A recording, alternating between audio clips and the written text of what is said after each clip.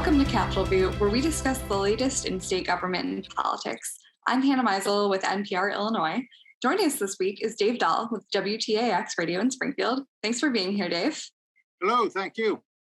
And also here is Jen Fuller, News Director of WSIU Public Broadcasting. Glad you're here, Jen. Thanks. Well, let's start with big news of the week. President Joe Biden, after canceling his trip to Illinois last week, is actually in town today as we are filming Thursday. The president's in town up in the suburbs of Chicago to promote his vaccine mandate for employers over 100 employees, as he announced, a few weeks ago, maybe a month ago now. Dave, this is a mandate that, it generated a lot of buzz. Certainly a lot of businesses are on board, definitely some businesses who are not. But I think in government, as we have seen over many years of covering it, it's actually about, how well you can enforce. And it's OSHA, which is supposed to be the enforcement mechanism here. How likely is it that OSHA is going to, is going to have the manpower to actually do this? And how likely is it that, employers, especially in parts of Illinois who are maybe not on board with vaccines at all, are going to end up playing nice? I don't think they're going to do any better than anybody else in enforcing it. How can they? Especially when, if you really want to, you can make up your own card. What are they going to do? Especially, as you say, in some of the rural areas where, they don't have enough people to go around anyway, like a prison guard. If they fire you, whom are they going to bring in? And I think you're going to find out that enforcing it is going to be a toughie. And I think the whole thing that's played out since the pandemic began, and the idea of you need to stay away, or you need to wear a mask, or you need to get a vaccine, the pushback on this has been unlike anything I can remember. People just aren't going to take the government's word for it, or some doctor's word for it. Most do, but a lot of people don't. We're hearing from them, and those people, minority they may be, are vocal and not going away. And I think that plays into some of the problems that you brought up, Hannah, in enforcement. A lot of these government agencies don't have enough, especially state agencies in Illinois, don't have enough to do their jobs anyway. I mean, yes, they are vocal, but we have seen a lot of survey data that actually bears out that they're kind of a vocal minority. So, Jen, given that a lot of people are actually on board with the vaccine mandate, do you think the president's visit would make any sort of difference, either from a actual enforcement perspective, or just in terms of boosting the governor's message? Or in this case, is the governor maybe fine on his own? He's, plenty popular with, the president's, initial year popularity has kind of declined. I think there are lots of parts to this. There's definitely the symbolism of the governor and the president standing side by side, saying that this is something that they not only support, but that they continue to advocate for in terms of vaccine rates, and encouraging people to do what they would say is to do the right thing, and that's to be vaccinated in order to enjoy the privileges and some of the freedoms that we all want to get back to and see in a post-COVID world. The issue, though, as Dave pointed out, is a lot of these mandates are still, I suppose at best, still in the negotiation stage, because you've got a lot of workers who are still saying, no, it's my healthcare decision to be vaccinated or not to be vaccinated. There are a lot of people, particularly in, say, the prison system, in some of the congregate care facilities, saying, listen, it was just a year ago you were calling us heroes, frontline workers who had to go to work. There was no other option but to go to work despite the risks. And now you're changing your mind And in some cases, now this is not necessarily coming from government leaders, but in some cases, these people are feeling ostracized and told that they can't do what they have done for an entire career simply because of their healthcare decision. Yeah, and it's never a good government or behavioral economic policy to make people feel bad. But I do feel like the decision that's been made on the policy front is that we've tried everything else. We've tried the nudges, and nothing else works. But we even tried a lottery. We even tried giving away millions of dollars. That's right. I almost forgot about that because in the end, it ended up being so, I guess, non-consequential. But Jen, another deadline that's approaching is the governor's vaccine mandate for state workers who work in congregate care facilities like prisons, mental hospitals, veterans homes. And there are a fair amount of those where you are in Southern Illinois.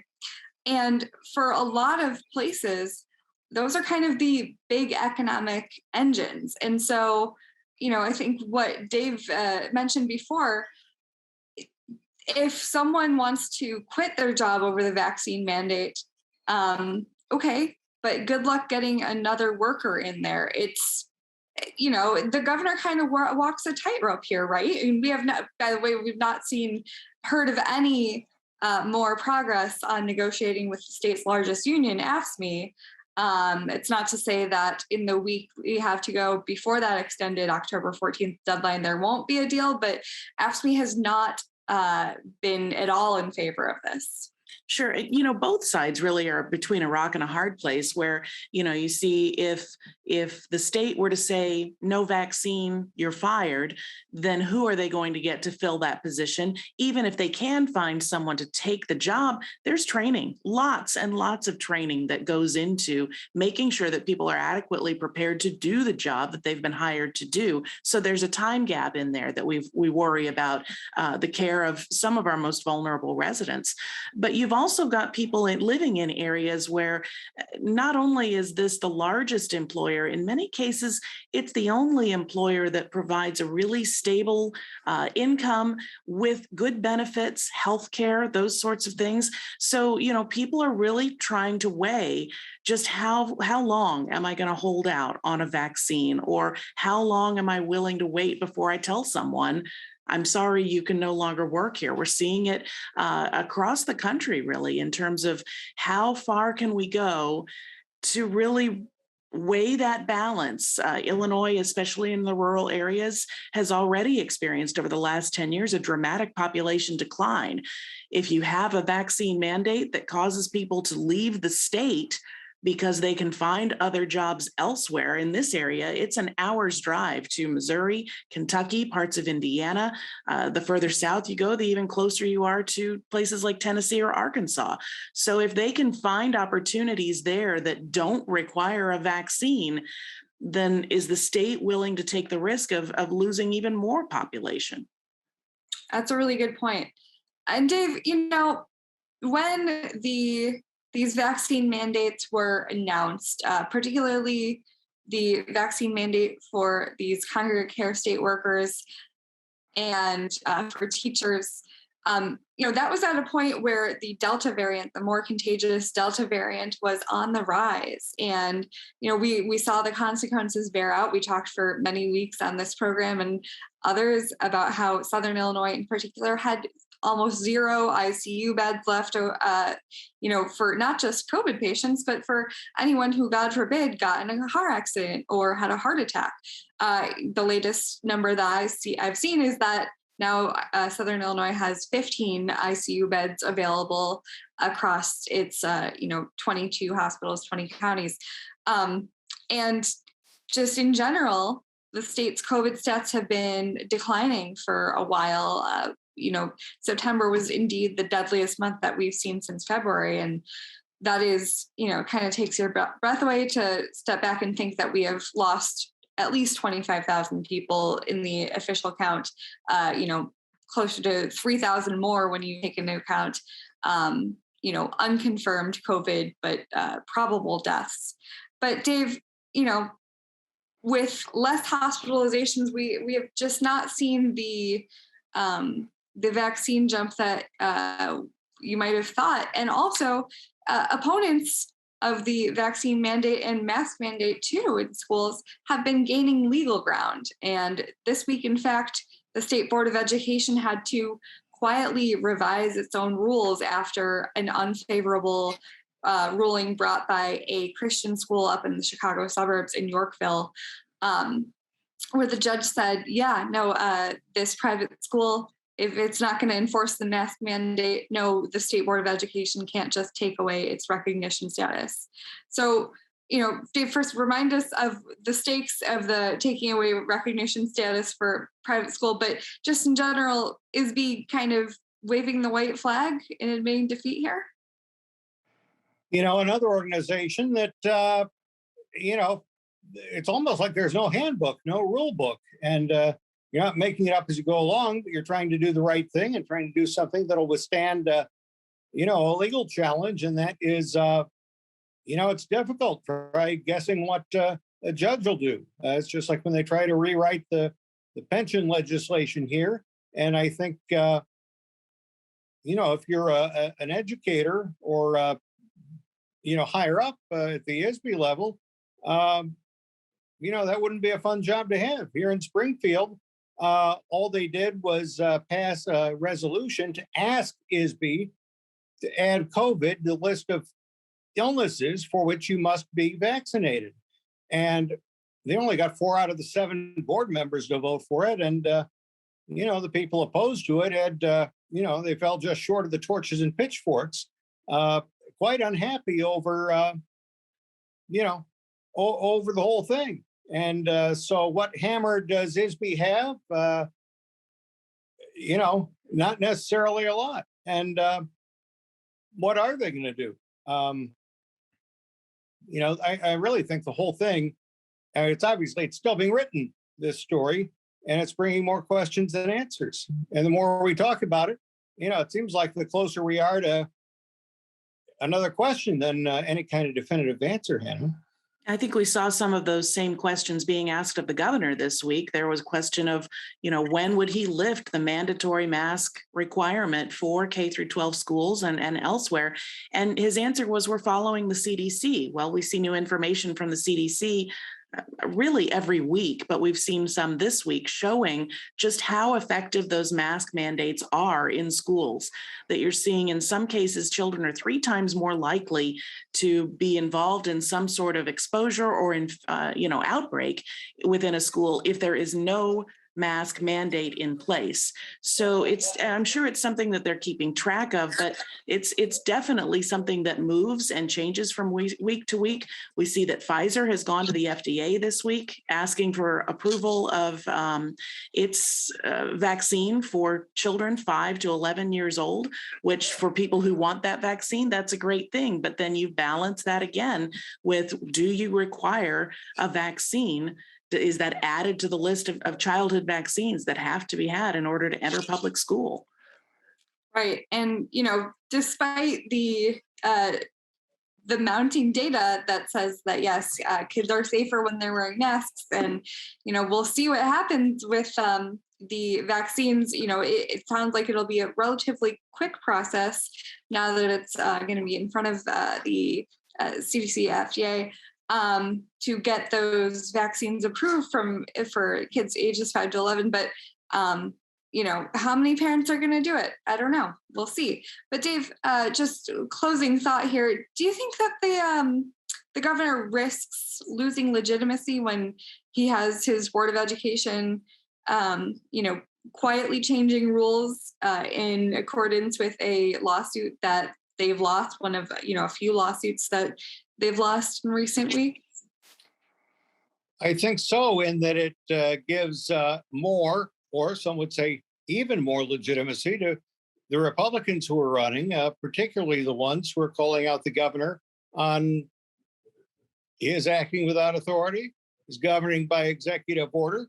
Some of these events are just giving the Republicans more and more material on which to run their gubernatorial campaigns in 2022. Sure. And speaking of which, I just want to mention real quick, there was a new poll out this week from Ogden and Fry, which is a firm that has been pretty accurate on Republican campaigns, especially in the last few years. And according to that poll, it is obviously early days. The primary isn't even till next end of June, since we moved it. But Darren Bailey, the state senator who has been extremely vocal on the governor's COVID mandates, restrictions, basically since the beginning of the pandemic, has gotten a lot of name recognition that way. He is far and away of the Republican field. I think the name recognition really takes off.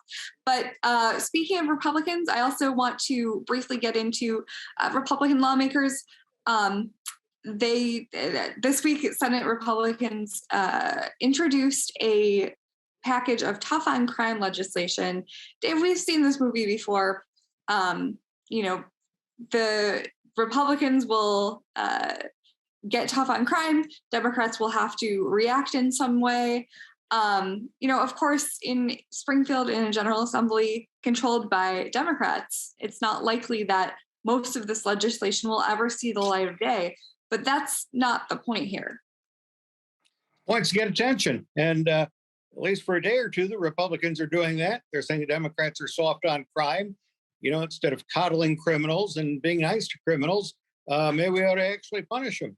Have bail for fewer crimes, have mandatory minimums for, larger crimes. Well, when you talk about criminal justice reform, a lot of that is about early release.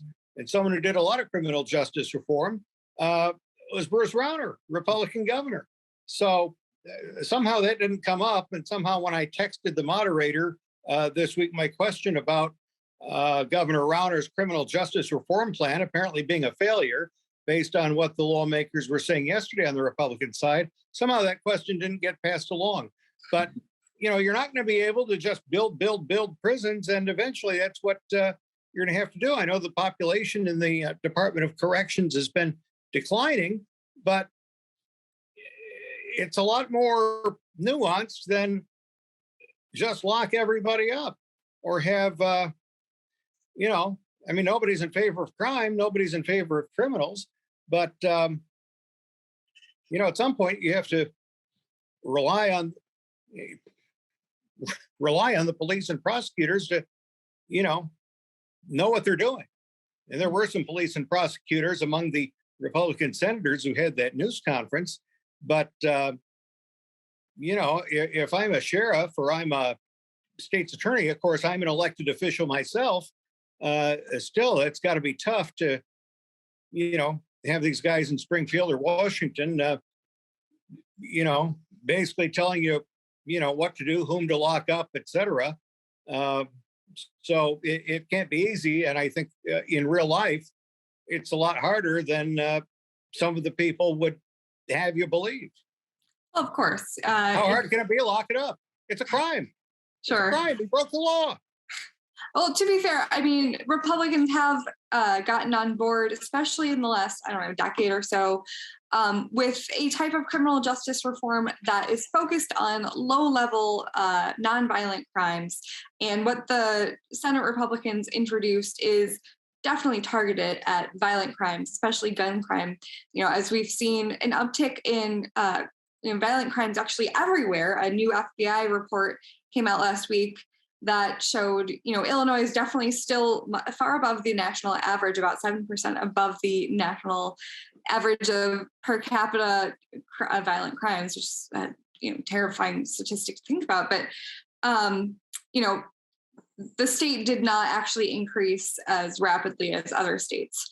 But putting that aside, Jen, the Legislative Black Caucus back in January, in the wake of the George Floyd killing and,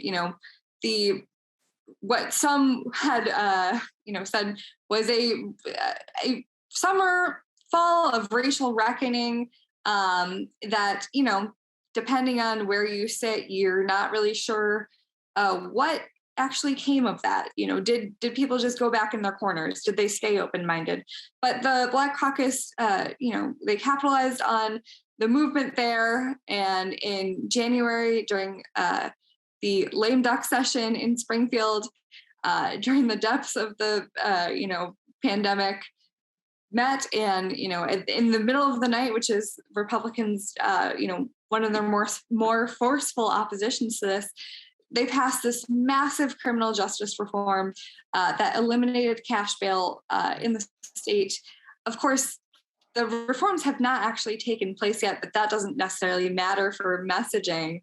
So, Jen, this is definitely a reaction to that. Sure, it's definitely an attempt to swing the pendulum back in another direction. So you go a little bit in what some may say too far in one direction. You want to try and swing that pendulum back in the other direction. The other thing that I think this package of legislation does is it keeps the spotlight on the issues and the problems that the city of Chicago continues to have with gun crime and with other forms of crime. There have been a lot of people talking about whether or not that should fall on the shoulders of J.B. Pritzker and whether that should be a part of his reelection campaign. And so I know that several of the candidates on the Republican side of the ticket hoping to take over as governor, including former state senator Paul Schimpf, have highlighted what they say is a failure of leadership in bringing gun crime under control in the city of Chicago.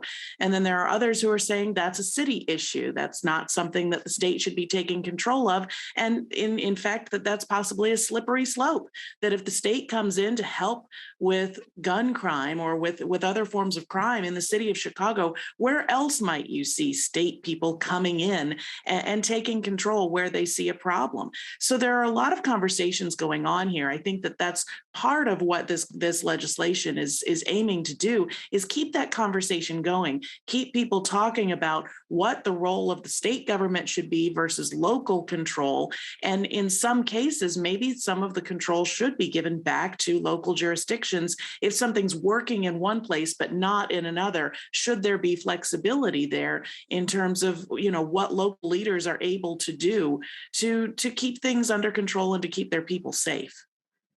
Yeah, and on the merits, that's probably a valid conversation to have about what is your jurisdiction, who should do what when it comes to state and local levels, and who actually has the resources to do that. Where can we best place those resources? But also what you said about keeping the conversation alive. I mean, that it definitely seems to be the new Republican strategy. I've gotten just so in the last month and a half, I've seen kind of an uptick in messaging from Republican groups who are trying, they have been moving and strategizing ahead of the 2022 campaign. They're not necessarily attached to any candidates yet, but they are, part of a team that's been very successful in running Republican races here and definitely focused on crime. So we will see what happens with that. I want to close out by talking a little bit about the next few weeks of redrawing the congressional maps in Illinois. Dave, Democrats who control the legislature are kicking off hearings today, Thursday, before veto session. Is this going to be just a retread of what we saw in the spring and summer? Short answer is yes. How it was done with the state legislative remap. In fact, just before that Republican news conference about crime, there was one from Common Cause. The gentleman from Common Cause, Illinois, described all of the chicanery and shenanigans and tomfoolery that was alleged with regard to the state maps. And he said there's no reason to believe it's going to be different if passed as prologue, as he put it. There are really relatively few people at the hearings, relatively little substantive testimony given to the lawmakers, and the lawmakers popped out the map that they wanted. It passed. The census numbers came in. They had to pop out another one. They did, and that passed too. And after saying that he would veto a partisanly drawn map, the governor signed it, and then he signed the next one. So I think we'll see the same people upset about it on the other hand, the same people saying, oh, this was fair. And we'll see how it falls out. Yeah, I think the bottom line on all of this is that it's going to wind up in the courts. The courts are the ones that will have to make the decision on this for the political future of the next 10 years across the state of Illinois. Absolutely right. Well, we are out of time. I'd like to thank my guests, Dave Dahl, Jen Fuller. I'm Hannah Meisel. Thanks so much for joining us. We'll see you again next week on Capitol View.